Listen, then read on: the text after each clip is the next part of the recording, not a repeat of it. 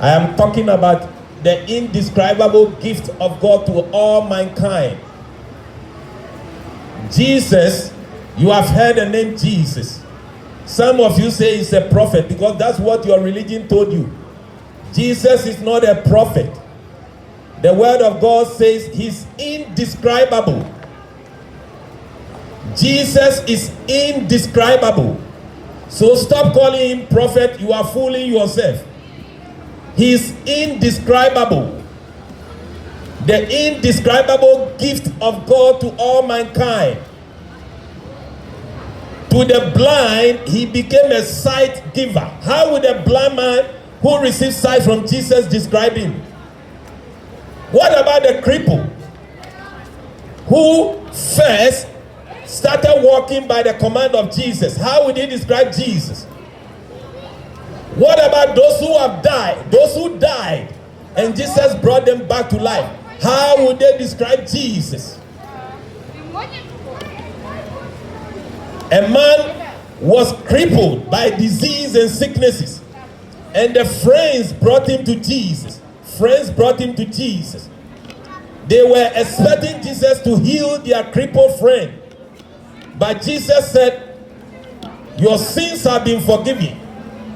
And the shock on the face of the religious people, even the friends were shocked. They didn't bring him for his sins to be forgiven.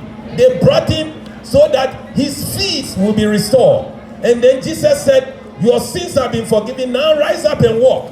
How would this man and the friends describe Jesus? You know the religious folks over there, the phony ones.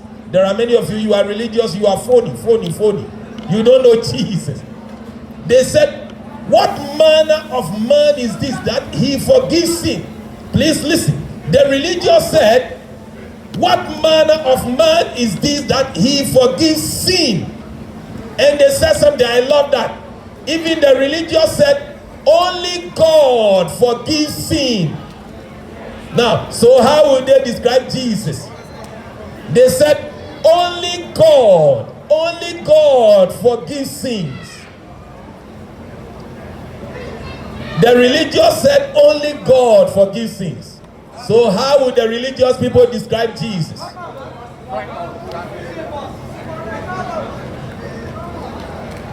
Who is this Jesus? Who is this Jesus? The Bible calls him the indescribable gift of God. Indescribable. Indescribable.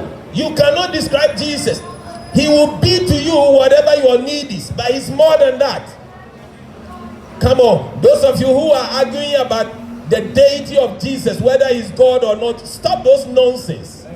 Stop those nonsense. You cannot describe Jesus. You tell me, why would angels come all the way from heaven? Why would angels come down all the way from heaven and come and bow down to Jesus and worship him if he was just a prophet? Jesus is indescribable. He is I am. He becomes whatever your need, the solution for your problem. Whatever your problem today, whatever your challenge today, whether you be alcoholic, whether you are a drunkard, whether you are a womanizer, whatever you are, Jesus can meet you at the point of your need. He can turn your life around. He can turn your circumstances around.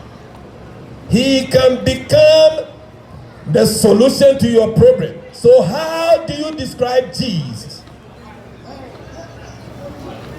How do you describe Jesus? People are barking, I wish I could describe him to you. But I don't have the words. I don't have the words to describe him.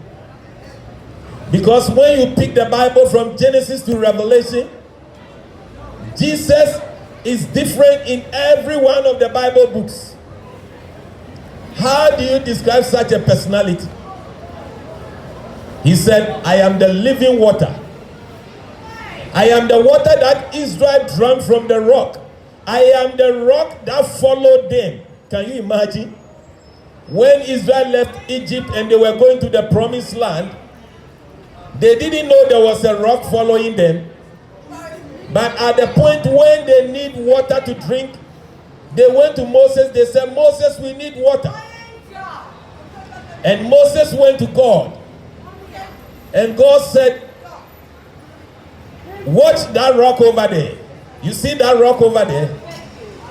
Go and hit that rock. Water will come for them to drink.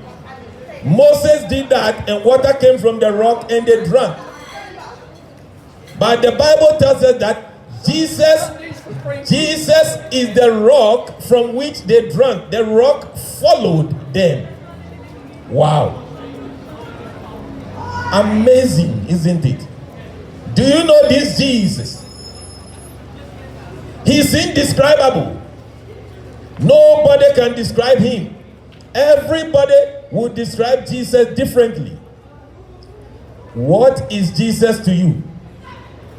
If you are somebody who has chronic disease and he heals you from your sickness, you will call him a healer. If you are a businessman that you are stuck in your business and you call upon him and he help you, you may call him a business guru. No matter what you call him, Jesus can become anything to. That's why he said, I am. I am. I become.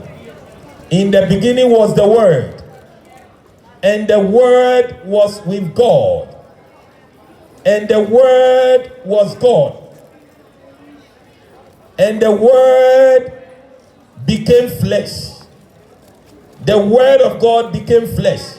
If you are telling me Jesus is not God, Jesus is the very voice of God. And everybody, you can identify people by their voice. You can identify people by their voice. If you know somebody and you know the person's voice and the person speak on the cassette, the person spoke and they record and you hear it, you will know that that is that person. Jesus said, I am the voice of God. What does that make Jesus? Stop the argument. There is no other argument. The word of God says, great is the mystery of godliness. Great is the mystery of godliness. God became flesh. And we can't fathom how God becomes flesh. Come on, with our puny mind. This puny mind that has been destroyed by food and water. This puny mind, some of you have destroyed it with drugs and alcohol. How can you contain God in your mind? Our puny mind cannot understand God. How God becomes. Have you wondered how you became bones in your mother's womb?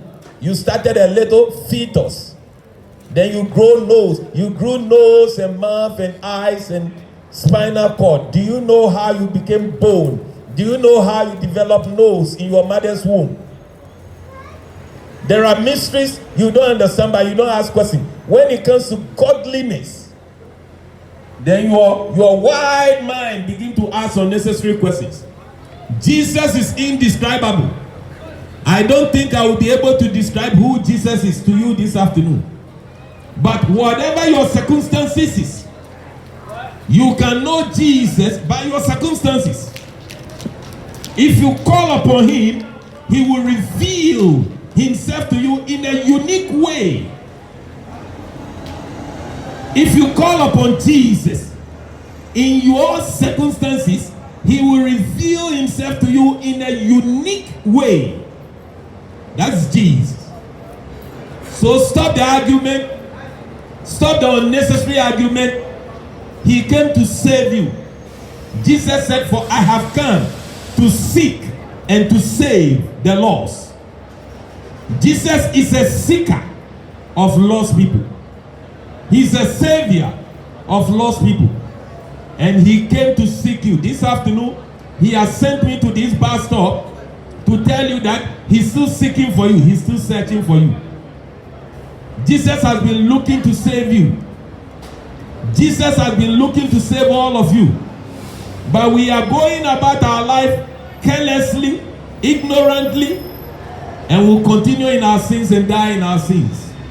What a pity. If you die without Jesus, you are the most miserable person. If you die without Jesus, it will be better if you never step into this world. Look at your life. Look at your life. You look at your life. I look at my life, and I saw that I'm unworthy. If it's not for Jesus, if it is not for Jesus, if it is not for Jesus, I don't know what will become of me. This indescribable gift of God, do you have it? Indescribable. Jesus is indescribable. Indescribable gift of God to all mankind. Have you received this gift? Have you received this gift? What does Jesus mean to you? Who is Jesus to you? Don't be phony. Don't be phony. Don't be phony. Don't be phony. The greatest gift God has given to all mankind is Jesus. The greatest gift. The greatest gift God has given to all mankind is Jesus. But what does he mean to you?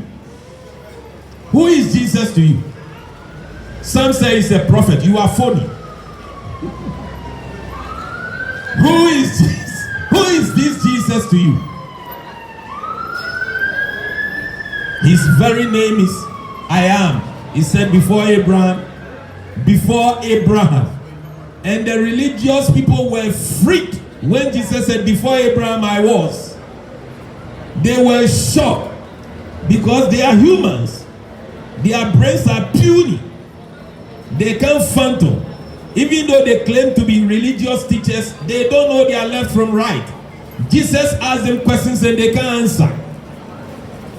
Who is this Jesus to you? People embarking. This indescribable gift of God. Indescribable. You cannot describe him. Hallelujah. I challenge all of you this evening. You can know Jesus. You can know Jesus personally. You must know Jesus personally for yourself. You must know Jesus. You must know Jesus beyond what the bishop or the apostle or the prophet or the vicar they tell you about Jesus. You have to know Jesus more than that. Jesus wants to have a personal relationship with you. Personal relationship. Jesus wants you to know him personally. Jesus wants to reveal himself to you personal. That you can say that I know him. Paul was a murderer. Paul the apostle was a murderer. He was killing Christians until he met Jesus. There are many phony people who are still killing Christians, doing all kinds of phony things in the name of religion. You don't know God. You don't know God. You can know Jesus personally. Jesus wants you to know him personally. The way you have personal email address that you can communicate on the internet, God wants a personal relationship with you. Personal. God doesn't have grandchildren. God doesn't have grandchildren. He only has children. He wants all of us to know him personal. Do you know God personal for yourself? Do you know Jesus personal? Not what the vicar told you, not what the pastor told you, not what the preacher told you. Personally, do you know Jesus? Oh, those who say he's a prophet, you are phony guys. You said Jesus is a prophet. Phony guys. Phony people say Jesus is a prophet. Since you were born, have you ever seen any prophet brought somebody out of the grave after the person has been buried for 4 days? 4 days. The person has been buried, and Jesus brought him out of the grave, and you call Jesus a prophet. You are phony. Phony. Jesus is indescribable. He is indescribable. He cannot be described. You cannot describe him. This indescribable gift of God. Are you benefiting from this indescribable gift of God? Ask me who this indescribable gift is. Indescribable gift of God is Jesus.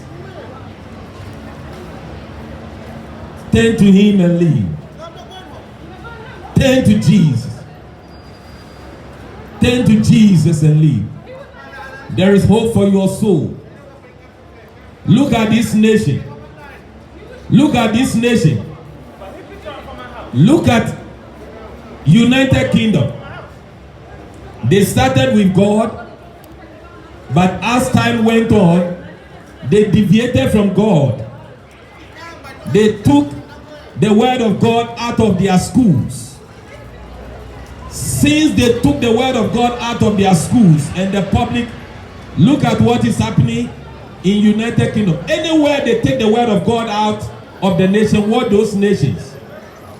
Any place they take the Bible out of society, watch what happens to that nation. You look at the churches, because they deserted the true word of God and the Holy Spirit, people started leaving the church. Now they are selling the church buildings. Their children cannot identify with God anymore, so they left the church for them. They left the temple. If it is no foreigners, there are many churches in United Kingdom. There are many churches in United Kingdom. If it is no foreigners who are here, those churches will be dead. Because there were people who were vicars, bishops and archbishops. They don't know God. They were doing the things of God like a profession. They were doing the things of God. The Spirit of God was not using them. They don't have the Spirit of God anymore. So they turned the things of God like a profession. And because the things of God cannot be done by human effort, the things of God are done by the Spirit of God. Because they turn away from the Spirit of God, and the Spirit of God is no longer using them, their churches became empty. They started renting it out for money because they cannot sustain. If it is not for Christian foreigners in this country would have been in a worse situation. Many of their churches are empty. They took God out of you, and now you don't know what to live for. So you turn to the bars, you turn to football, you turn to recreation, because your forefathers took God out of you and they left you empty. And now many people in the UK are empty. They have to depend on sports. They have to depend on sports. They have to depend on alcohol. They have to depend on cigarette, ecstasy. You are harming your children. Train up children in the way they should go. If you have never entered into a church with your children, you have harmed them. Children, if your parents do not take you to the house of God, they have harmed you.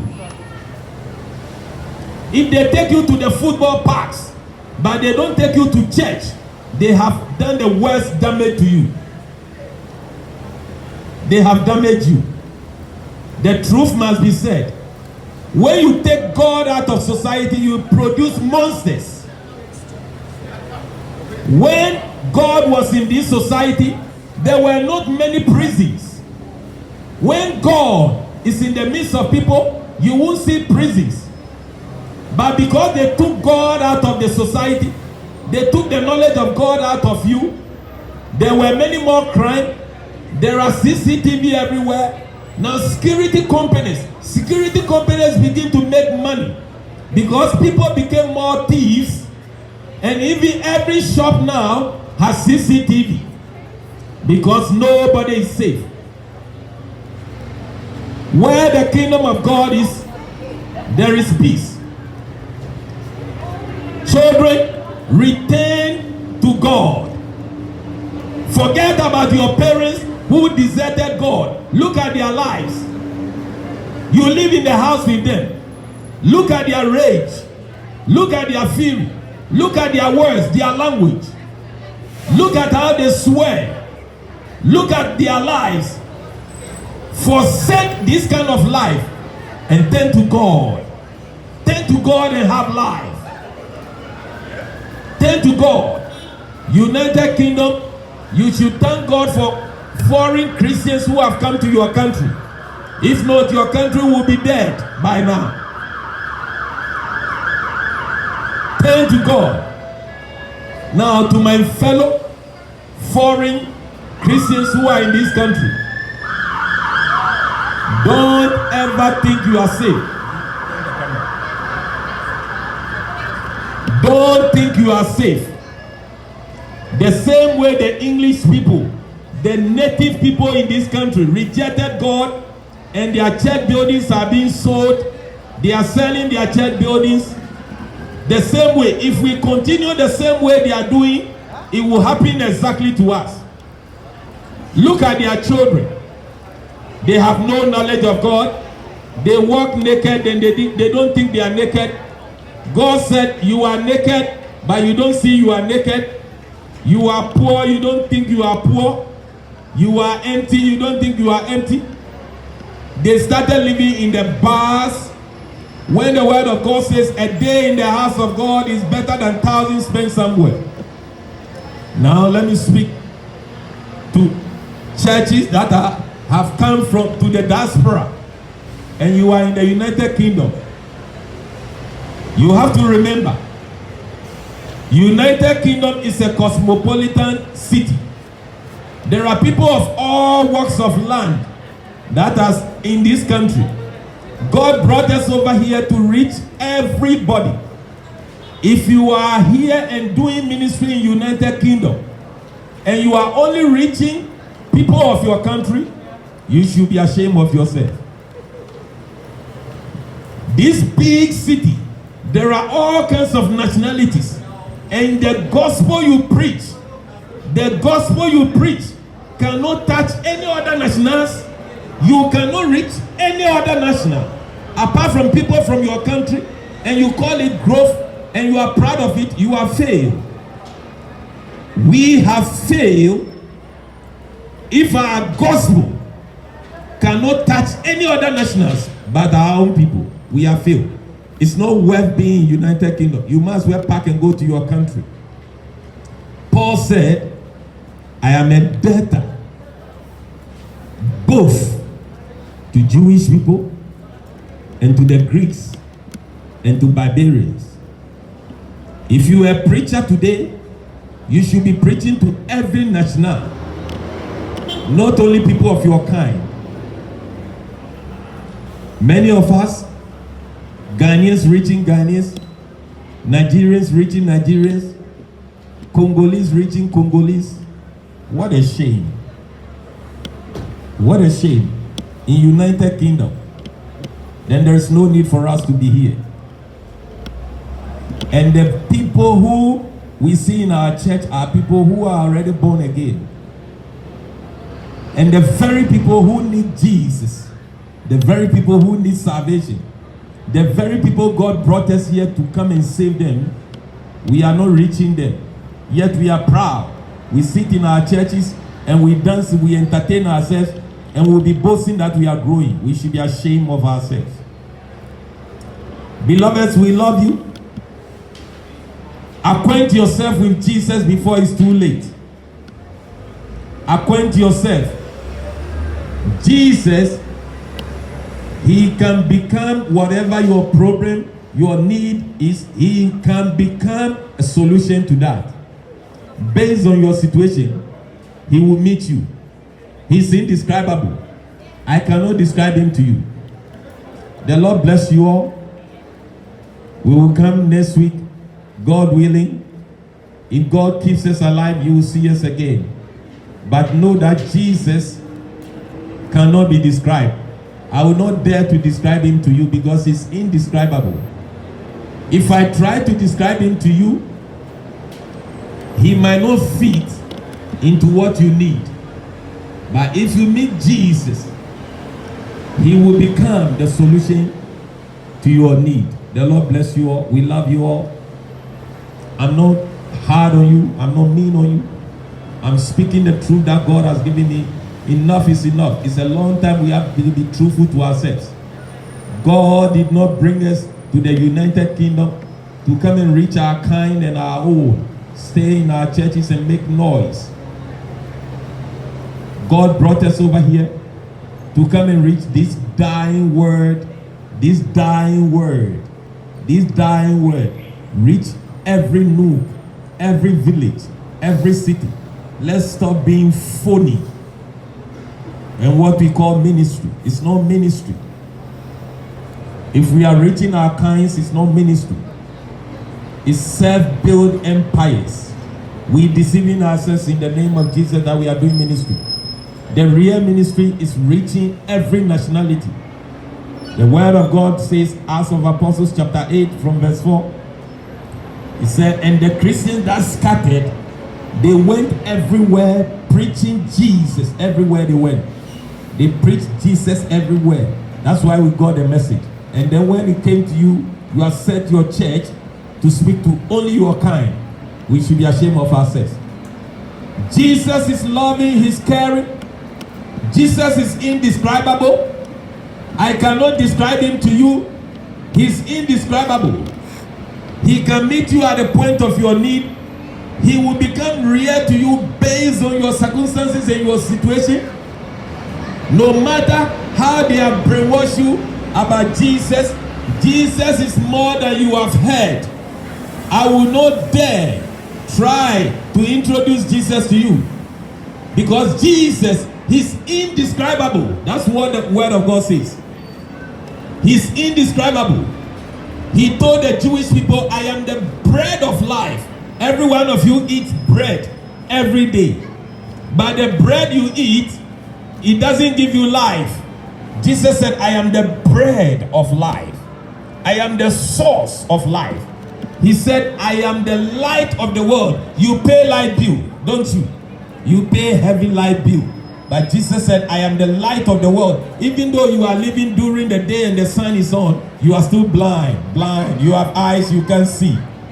You have eyes, but you can't see. But Jesus said, if you come to me, your eyes will be open. You will see your nakedness. You will see your wretchedness. And he will clothe you. Many of you who are drunkards, you don't see you are naked and wretched. But when Jesus comes into your life, you will realize your filth. A preacher won't have to tell you. You will realize, you say, what am I doing? Is this filth I've been sitting in all the time?